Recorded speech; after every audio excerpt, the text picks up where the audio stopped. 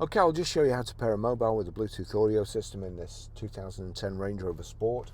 The first thing we do is make sure that Bluetooth is on. And it's already picked it up here. The Bluetooth's on. You click Land Rover. It's one of the easiest systems to pair, and then the pin for a Land Rover is 2121. Pair. Allow contacts and favourites to sync. I think I will be using this car again, so I'll allow that. But that's it. That's it connected. Very easy system. I'll just show you how to set the sat nav. Any screen into nav. You've got menu there.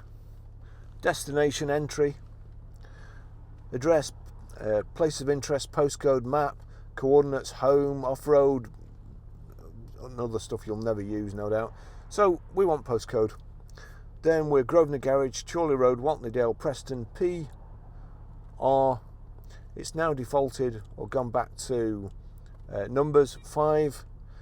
We're only 2 digits in our postcode, so I'm going to put that in, a space, then 4 and JS. So Grosvenor Garage, Chorley Road, Wantleydale, Preston, PR5 4JS.